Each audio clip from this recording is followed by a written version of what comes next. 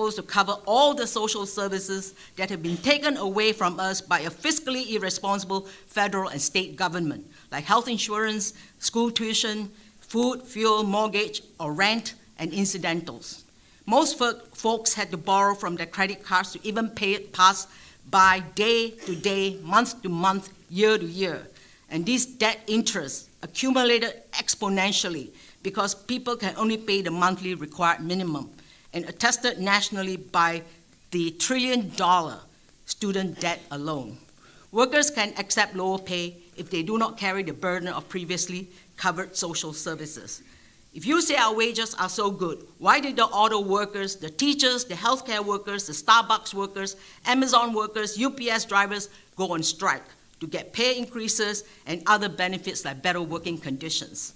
I'm appalled by the so-called community leaders and leaders of faith telling the workers it is okay to stay at the bottom or join the race to the bottom, while expecting the congregation to fork out money at every service. And even more shame to the elected officials who are supposed to represent the interests of those who elected them.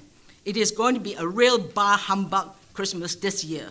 And by the way, the North Carolina General Assembly just okayed $30 million to help a private jet company. Thank you, Dr. Coon. Thank you. In Kingston. At this time, I'd like to invite Cooper Blackwell to the podium.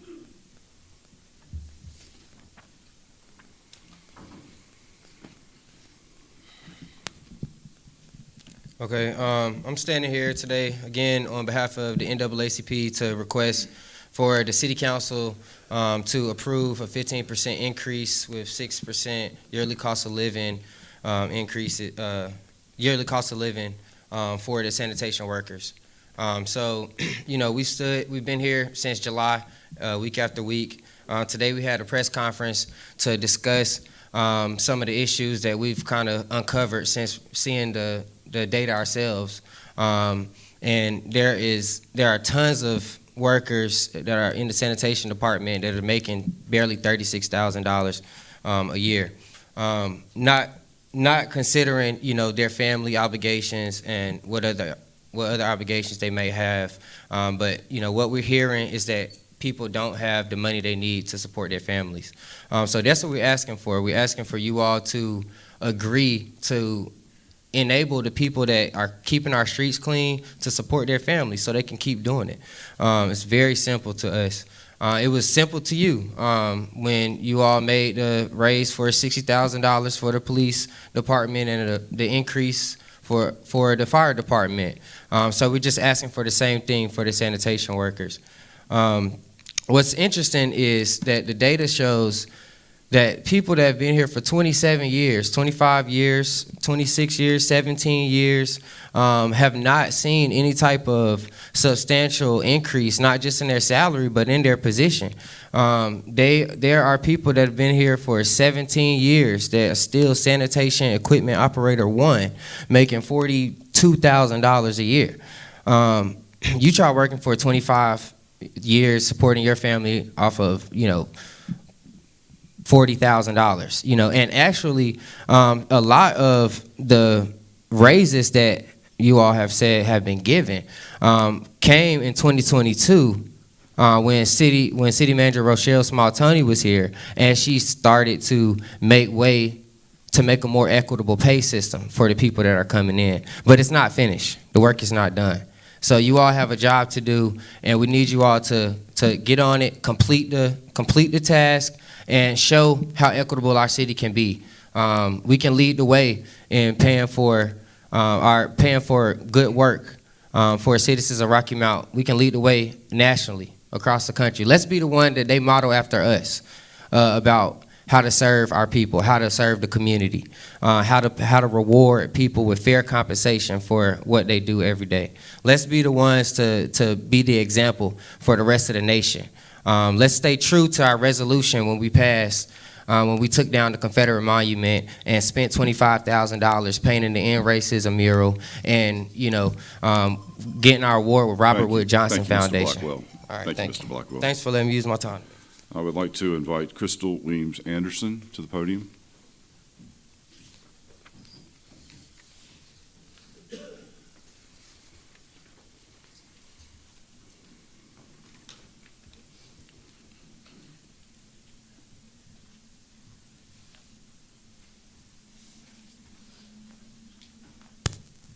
Good afternoon, everyone. Afternoon. My name is Crystal Williams Anderson. I'm at 316 Swift Road in Ward 3. I know I wrote something, but I'm actually not even going to read it. But this is basically to the community. Many times that we come down here, we have city council meetings on 2 times out of the month, and every time we hear the same issues that are being addressed. So I want the community to start realizing that we keep coming down here and the issues are not being addressed that you have an issue with. So what are we doing as a community when we leave here? Are we getting together and having these conversations and breaking things down? So I'm asking the community to start having those meetings. You have neighborhood associations, you have your councilmen, you have ward meetings. Start sitting down and actually being strategic about what you really want and what you're really asking for. That way when you present it, everyone understands and everyone knows where we're trying to go at. Because the more and more people come down here, I think the more and more they get tired of hearing us talk. Seriously, we talk and you keep coming back and saying nothing's happening. But what are we doing as a community?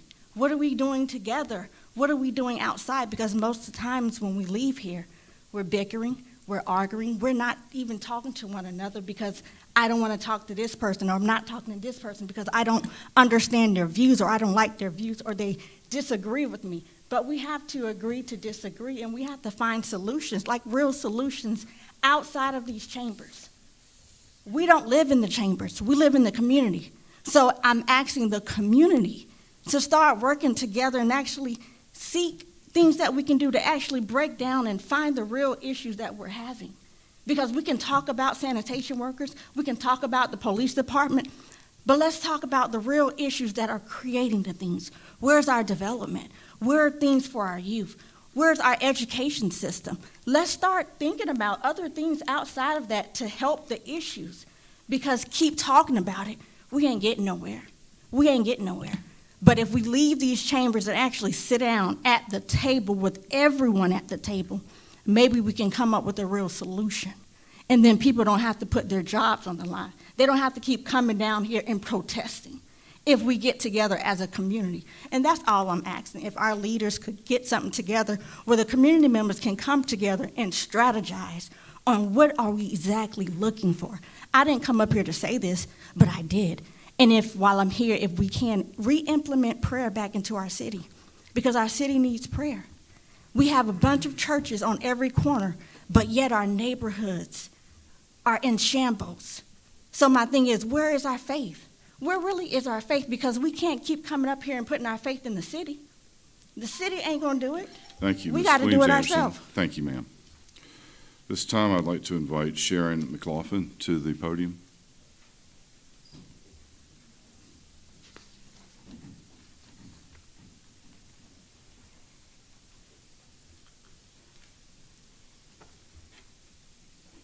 Hey, good evening. Good evening. Hope everybody's well. I'm just coming to speak to you guys about the request for an appeal for the planning board's decision about to deny the Maple Creek subdivision preliminary residential cluster development plat on Bethlehem Road. It has been denied by the planning board, but they're appealing to you guys about it. I'm asking that you guys side with the developmental services staff who recommended that city council refer the subdivision back to the planning board for further consideration. I think the concern for the appeal was that the planning board did not give you all enough information as to why they made the decision, but I think part of the decision was made because of the community input. And so we're asking that you refer it back to the planning board so the community can continue to share their input, and then when they come before you guys, give us the opportunity to share our input to you guys too. That's it. Thank you. Thank you. This time, I'd like to invite Adrian Copeland to the podium.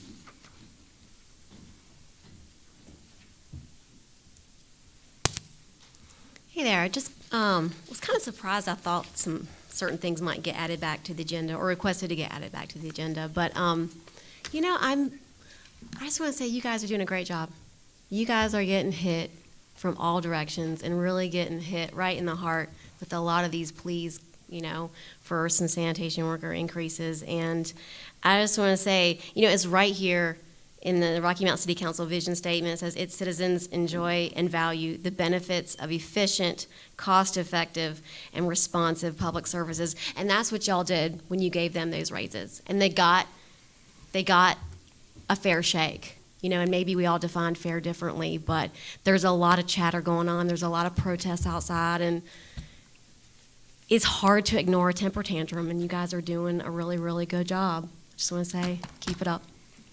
Thank you, ma'am. At this time, I'd like to invite Robert Michaud to the podium. Did I pronounce that correctly? Yes, you did. Okay. Thank you. Yes, you did. Thank you. I'm kind of following up with Sharon McLaughlin's discussion about Mapleton Creek.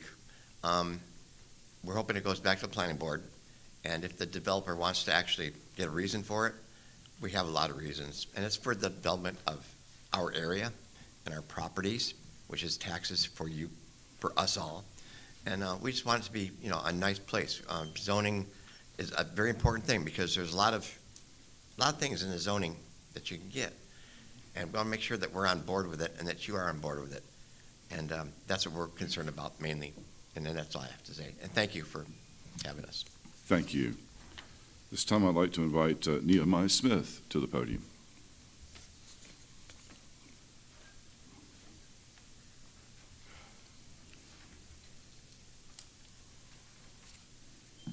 Good afternoon. Afternoon. What is injustice? Injustice is not merely a word, it is a stain on the fabric of our society, a stain that we must collectively strive to eradicate. Injustice, at its core, is the denial of fairness, equality, and basic human rights. It wears many faces, from systemic discrimination to unequal access to opportunities. It manifests in the subtle biases that permeate our daily lives and the glaring inequalities that persist in our institutions. However, we must be careful with the term. Labeling something as injustice requires careful consideration because the term carries significant moral and societal implications. Misusing the term may dilute its gravity, leading to a desensitization to true injustices. Precision in language is essential to foster meaningful conversations and enact positive change, ensuring that our collective efforts are directed toward addressing genuine injustices rather than inadvertently undermining the severity of the term. Locally, we see injustice in the handling of our school systems. That's injustice. The number of abandoned and dilapidated homes, and yet the homeless shelters are full. That's injustice. A man dies when he refuses to stand up for what is right. A man dies when he refuses to stand up for justice. A man dies when he refuses to take a stand for that which is true. Martin Luther King, Jr. That's injustice. But when we look at what is happening here, I heard some things that were said a few minutes ago that you would think that the city does not, and when I'm wrong, somebody tell me, the city does not give a minimum of 10 days paid vacation, 96 hours of paid sick leave, 9 to 11 paid holidays, ethnic consumer-driven plan, city paid life insurance, optional employee paid health and life coverage, medical and department care, dependent care, reimbursement accounts, 401k with a 3% employer paid contribution, to tuition reimbursement benefits, college education and language incentive pay. Does the city do that for all employees? Then tell me where the injustice is. I'm looking for it. 51 of these firefighters didn't get paid. They didn't get a raise. 51 of them. Some police officers didn't get a raise. And we're talking about injustice? Say what now? We're talking about how much CEOs make? Well, what about neurosurgeons? How much do they make? How much do they make? Is that unfair? And we are talking about injustice? People don't understand percentages. 15% across the board? Are you kidding me? So if a person is making $20,000 and a person is making $15,000, the 15% are different. Thank you. This time, we'll move back to item number 7. I have a comment. Mr. Mayor, Yes, sir. I'll recognize you, Councilman Blackwell. thank you. First of all, I appreciate everyone who came down and continue to come to voice their opinion. People might be tired, but we're tired of not being treated equally and fairly. I was here for the utility injustice when we were told on the city council that utilities were too complicated to understand and that we were not qualified to sit on boards that discuss complex matters. Information was withheld from us, so we had to educate ourselves. I was here when I was told directly by the leaders in the city that housing was not an issue that cities dealt with. I was here when some of us had a vision for a robust downtown and a need to see a commitment to invest in downtown Edgecombe. And I saw this chamber full of people who supported and opposed all three of these issues. I saw unwavering support for positions. The difference is, on this city council, when we had hard issues to address and deal with, we didn't run. We debated,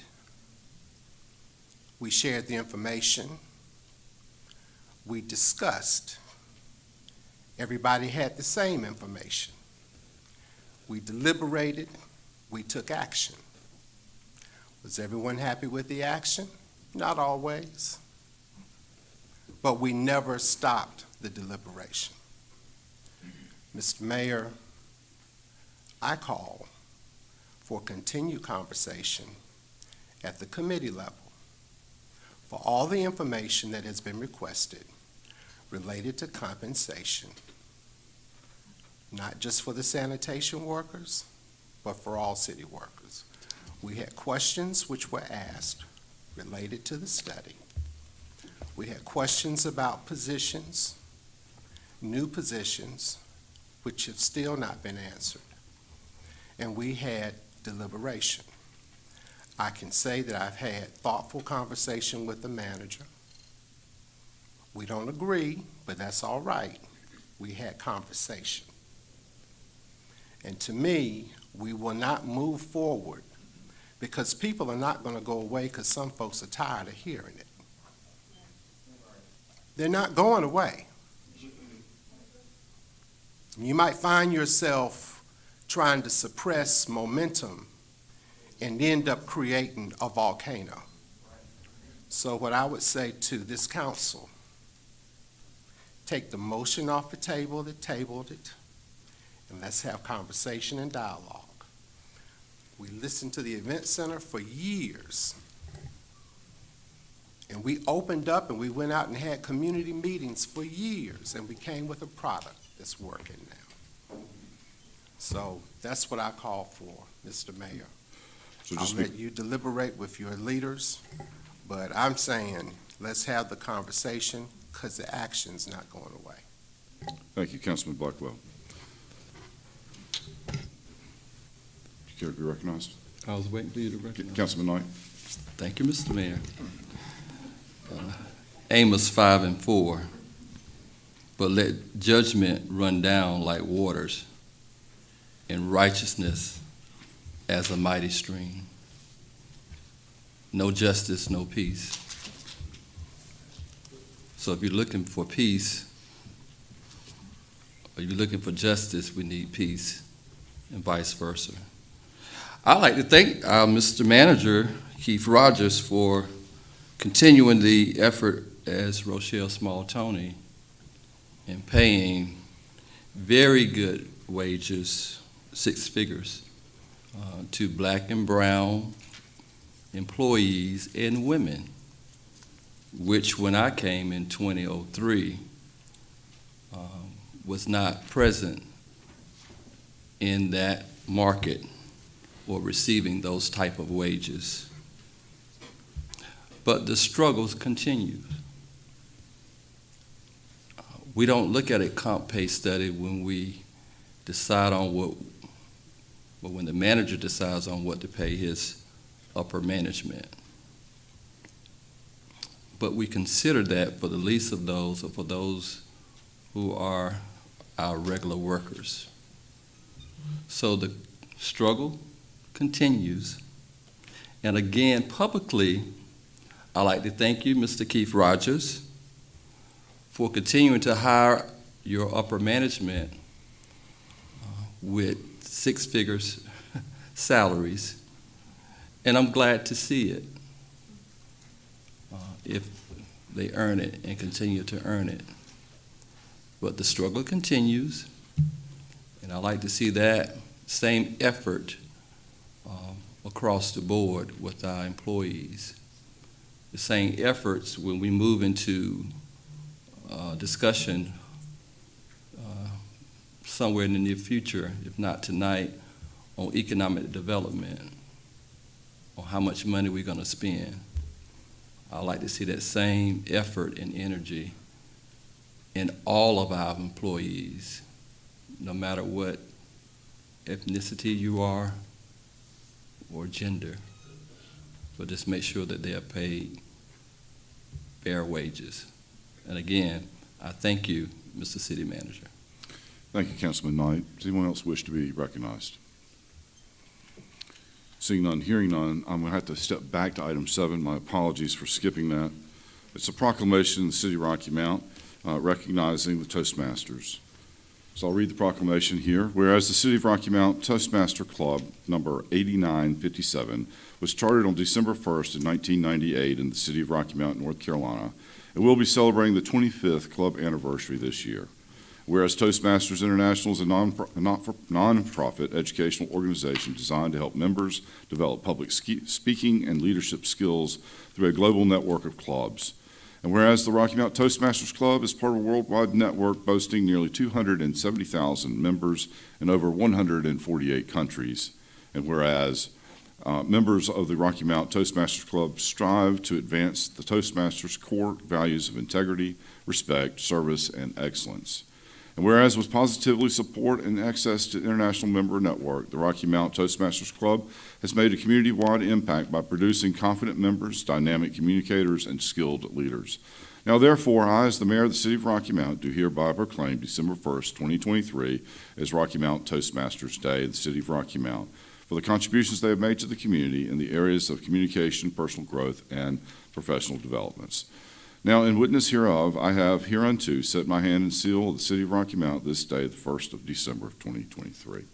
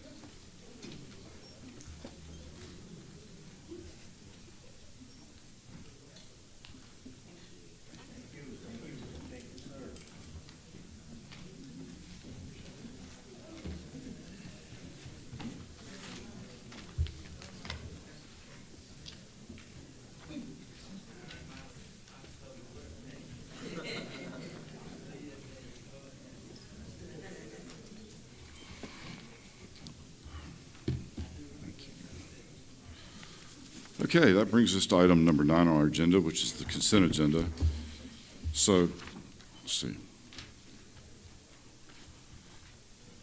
So at this time, I'm looking for a motion to adopt the ordinances and resolutions, to approve the tax releases, to approve the agreements and authorize the mayor, city clerk, and/or finance director to execute same on behalf of the city, adopt resolution authorizing an upset bid process, authorize the city clerk to advertise the offer for upset bids pursuant to General Statute 160A-269, and if no qualifying upset bid received, authorize appropriate city officials to execute purchase agreement and cancel the city council meeting scheduled for December 25th of 2023. Is there a motion?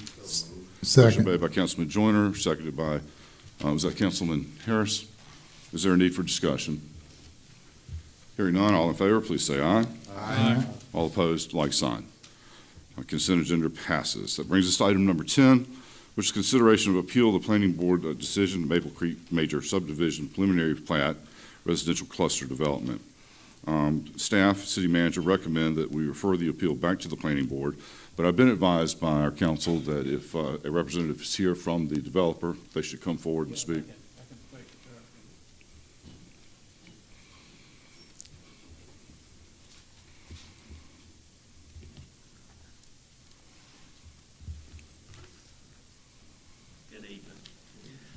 Leon Parker on behalf of Red Oak Farms Development, which is the developer for the project. While the developer would obviously like to see y'all approve the plan as is, the developer's fine with remanding it back to the planning board. So if you have any questions, I'd be glad to try and answer those for you. Are there any questions for Mr. Parker? I just would Councilman Blackwell? Thank you, Mr. Mayor. So, what areas were not addressed appropriately to the planning board the first go-around that caused them to not want to support you? To be honest, if you read through the meeting minutes of the planning board meeting, the developer is trying to do a cluster development. And in this particular property, that's something they can do by right.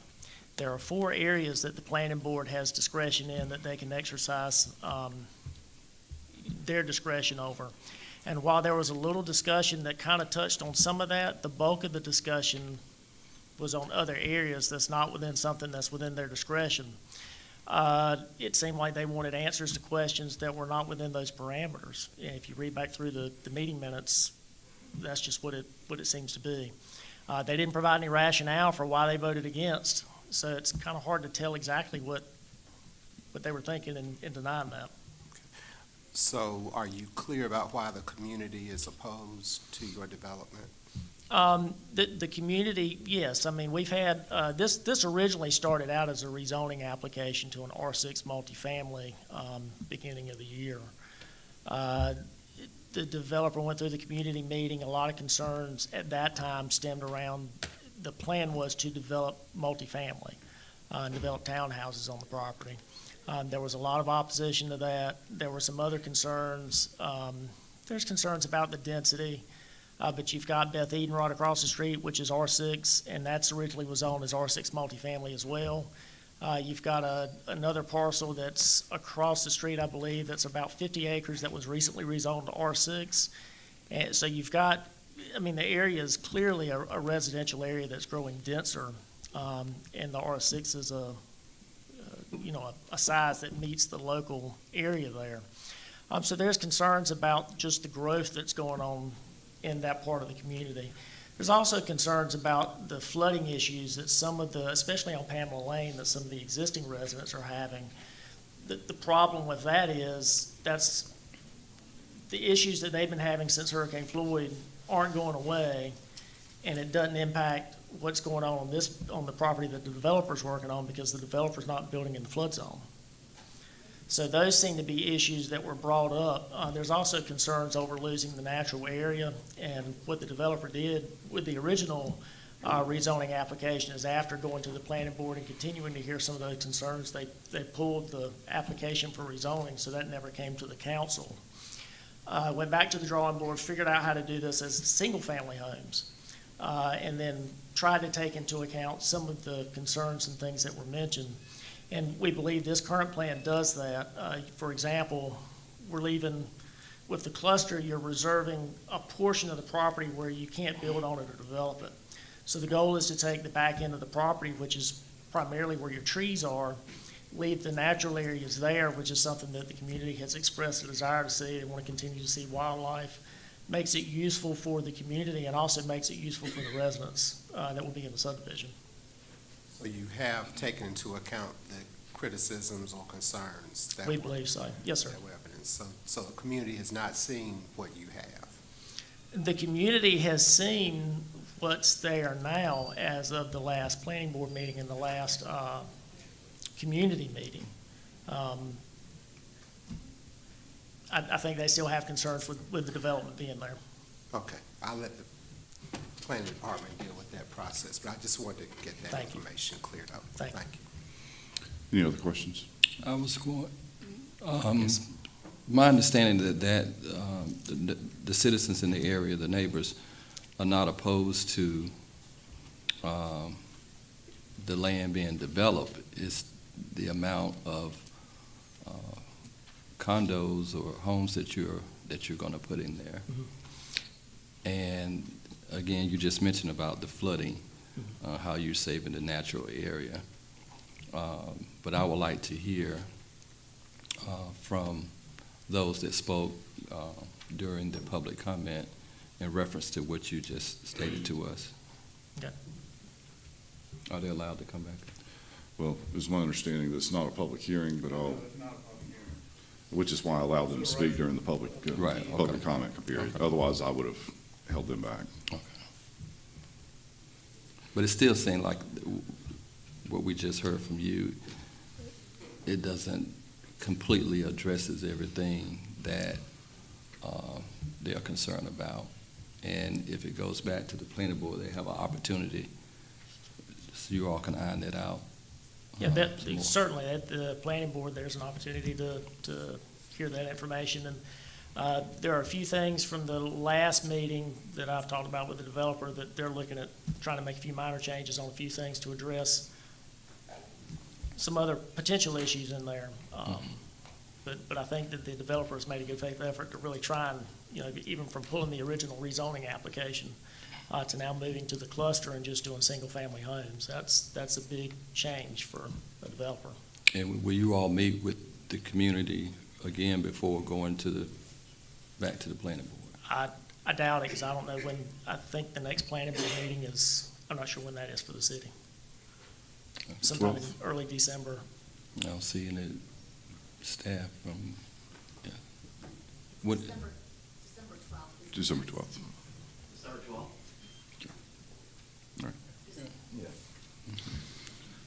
Any other comments?